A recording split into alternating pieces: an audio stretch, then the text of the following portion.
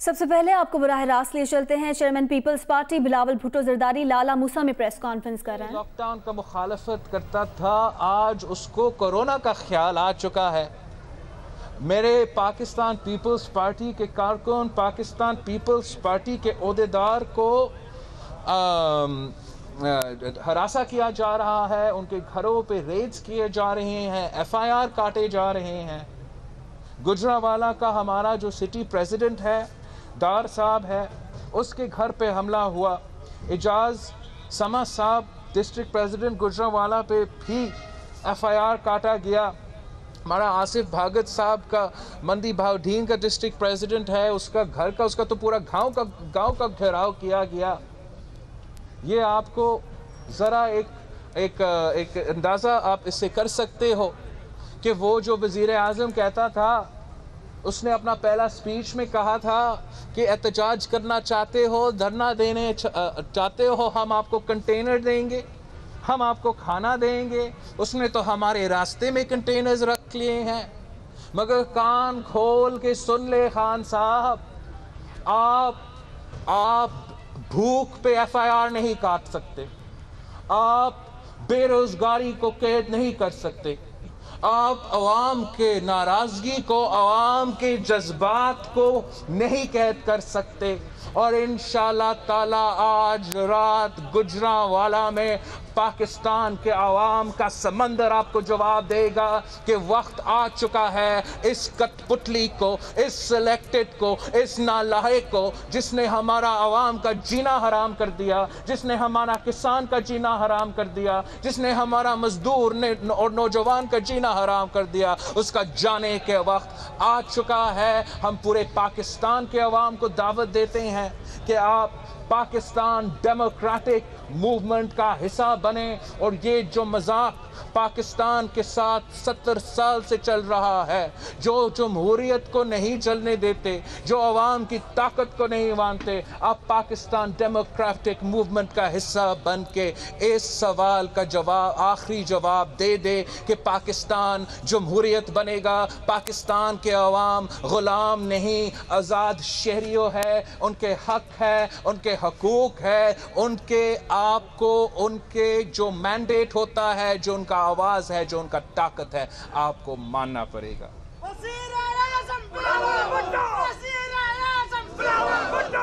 अफसोस के साथ कहना पड़ रहा है, अफसोस के साथ कहना पड़ रहा है कि 2020 में भी गैर जमहूरी जो कोशिशें हैं वो आज भी जारी हैं। एक जलसा बर्दाश्त नहीं होता। और गिलगित बल्तिस्तान में जहां इलेक्शन हो रहा है, गिलगित बल्तिस्तान में जहां इलेक्शन होने जा रहा है, वहां भी प्री पोल रिगिंग शुरू हो चुका है। वहां अगर गिलगित बल्तिस्तान में धांधली हुई, मैं आज से वार्न कर रहा हूं, अगर गिलगित बल्तिस्तान में धांधली हुई तो पाकिस्तान का सबसे ज्यादा ये नेशनल सिक्योरिटी थ्रेट है। गिलगित बल्तिस्तान गवादर का गेटवे है। इस किस्म का धांधली हम बर्दाश्त नहीं कर सकते। आप देखिए, मेरा कैंडिडेट है नगर से, पाकिस्तान पीपल्स पार्टी का कैंडिडेट है जावेद हसन साहब। उसको वहां का ट्राइब्यूनल डिस्क्वालीफाई करने की कोशिश कर रहा है। हम हर फोरम पे चैलेंज करेंगे। ये नगर में 2 भाई हैं, एक हमारा जावेद हसन साहब है और एक उसका भाई है। जावेद हसन साहब और उसका भाई एक ही कंपनी में है। और जावेद हसन और उसका भाई दोनों इलेक्शंस भी लड़ रहे हैं। फर्क ये है कि एक भाई पीपल्स पार्टी से और एक भाई PTI से। तो पीपल्स पार्टी का उम्मीदवार जो उसी कंपनी, उसी भाई के साथ है, वो तो नाअहल, और PTI का उम्मीदवार को लड़ने दे रहे हैं। ये तो वही ट्रेलर है जो हमने 2018 में देखा। हम ये बिल्कुल बर्दाश्त नहीं करेंगे। हम पाकिस्तान के नेशनल सिक्योरिटी पे, सीपैक पे, गिलगित बल्तिस्तान के अवाम के हकूक पे कॉम्प्रोमाइज करने को तैयार नहीं है। और मैं आज आपसे वार्न कर रहा हूं, मैं खुद जा रहा हूं गिलगित बल्तिस्तान, मैं हर इलाका में जाऊंगा, मैं आपका इलेक्शन को खुद मॉनिटर करूंगा, अपना कैंपेन को खुद लीड करूंगा। और अगली धांधली हुआ, अवाम की आवाज नहीं माना गया, अवाम का मैंडेट नहीं माना गया, तो हम इलेक्शन के दूसरा ही दिन गिलगित बल्तिस्तान से इस्लामाबाद पहुंचेंगे। इस्लामाबाद में गिलगित बल्तिस्तान के अवाम के साथ बैठकर एहतजाज करेंगे कि आप उनके हकूक पे सौदा नहीं कर सकते।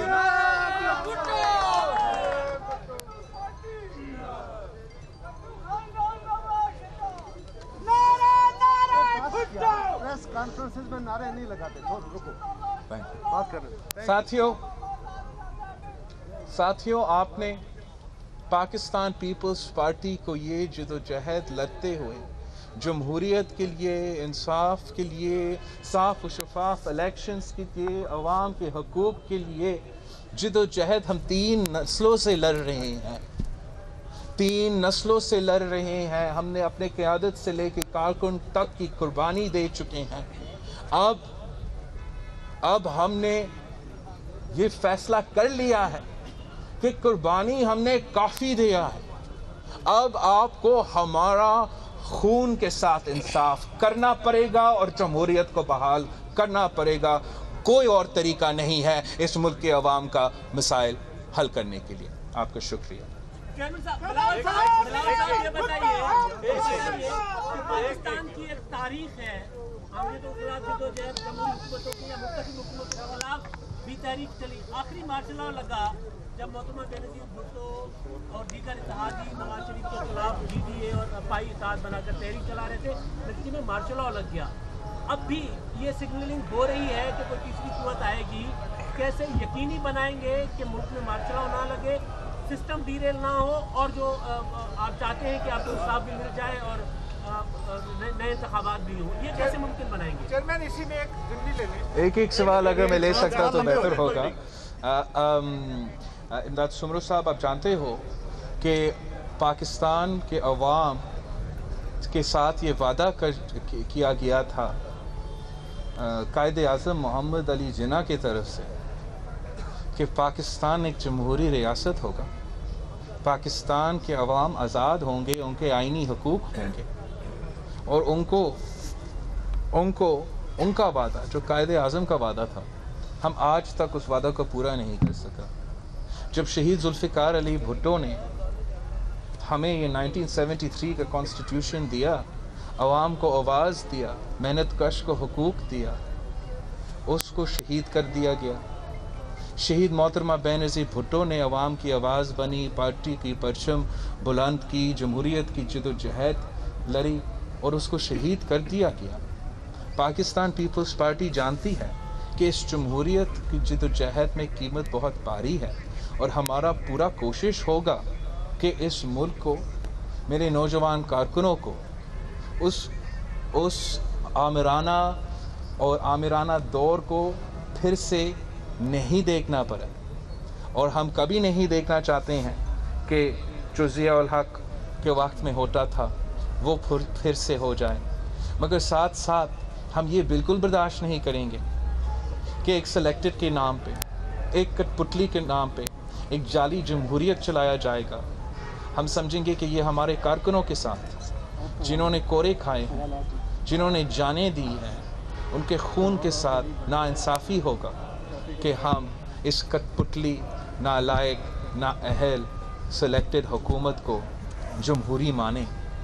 हम इसलिए इस तहरीक पे निकले हैं और हम उम्मीद करते हैं कि इमरान खान सेलेक्टेड हुकूमत और उनके सहूलतकारों को जब अवाम का ताकत उनको नज़र आएगा, अवाम के मुतालबात नज़र आएंगे, तो वो अवाम के मुतालबात को मानेंगे, जमहूरियत बहाल करेंगे, सेलेक्टेड का सहूलतकार बनना बंद करेंगे, ताकि हम अवाम का मसाइल हल कर सकें।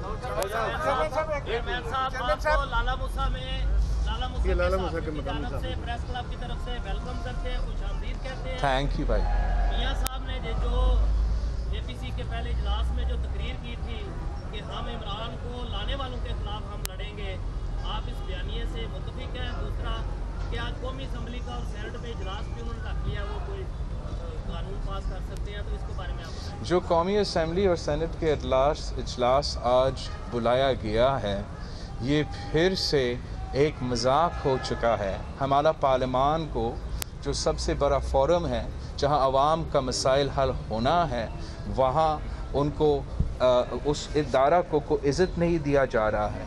आपने देखा किस तरीके से ज़बरदस्ती धांधली करवा के फैटिफ का लेजिस्लेशन पास करवाया गया, और इमरान खान चाहता है कि हमारा पार्लियामान, हमारा नेशनल असम्बली उसका जलसा गाह बने, और वो इतना बुज़दिल है कि वो सिर्फ़ तकरीर करता है जब मैं मौजूद नहीं हूँ। वो सिर्फ़ तकरीर करता है जब अपोजिशन के डेस्क खाली है। तो आज भी शायद यही उसका कोशिश होगा। वादा तो किया था कि हर वेंसडे में आऊँगा, आपका सवाल का जवाब दूँगा। आज तक एक सवाल का जवाब नहीं दिया। वादा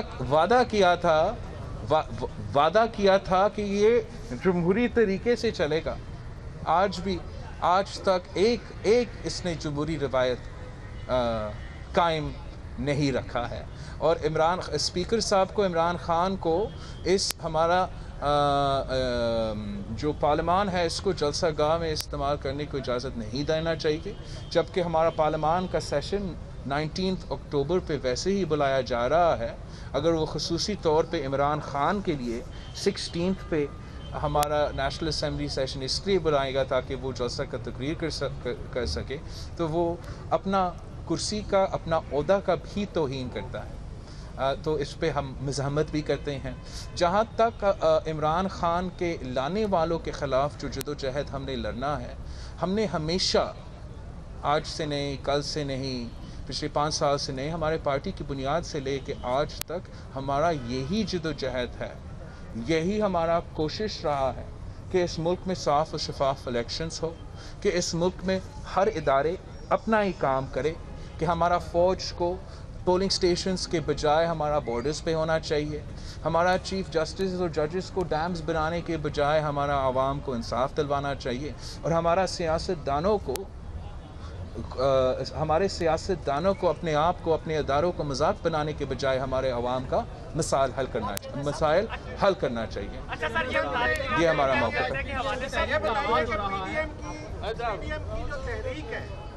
एक मकसद तो उसका हुकूमत का खात्मा है, लेकिन इसके बियॉन्ड क्या मकासद है बाकी, मतलब वो भी अगर पब्लिक के सामने हो तो ज़्यादा बेहतर होगा। हमारा जो मकसद है, हमारा जो मुतालबात है वो पब्लिक के सामने है। वो हमारा APC का जो डॉक्यूमेंट है, जो APC पाकिस्तान पीपल्स पार्टी ने बुलाया था, जिस पे सारे जमातें ना सिर्फ इकट्ठे हुए मगर हमारा जॉइंट रेजोल्यूशन निकला था, और इसमें हम बिल्कुल वाज़े हैं कि हमारा टारगेट्स क्या है, हमारा गोल्स क्या है, और हम उसी रास्ते पे चले हैं जो ARD और CRD और COD का मिशन था, जो MRD का मिशन था, और आज हम इस सिलेक्टेड निज़ाम के ख़िलाफ़ पाकिस्तान डेमोक्रेटिक मूवमेंट के प्लेटफॉर्म पे उसी तरीके से चल रहे हैं। अच्छा सर, ये बता दीजिएगा कि PDM जलसे के हवाले से जो है, जो मुफ्ती तर्जुमान है वो गाँव प्रेस कॉन्फ्रेंस भी कर रहे हैं, लेकिन PDM जलसे पे फैजुल हसन चौहान का कहना था कि ये जो है ना स्टेज जो है आधा ग्राउंड में लगाया है, इस पर आपका क्या कहना है? कौन? फैजुल हसन चौहान का कहना था कि जो स्टेज लगाया PDM का, ये आधे ग्राउंड में लगाया और कुर्सियों में काफ़ी ज़्यादा है। अच्छा, मैंने तो ये सर मैं तो अभी तक मैंने खुद जलसा नहीं देखा, मगर मैं आपको ये बता सकता हूँ कि कल हमें सियालकोट से लेके लाला मूसा पहुँचने में 3 घंटे लगे थे। आपको पता है कि ये रास्ता इतना लंबा नहीं है।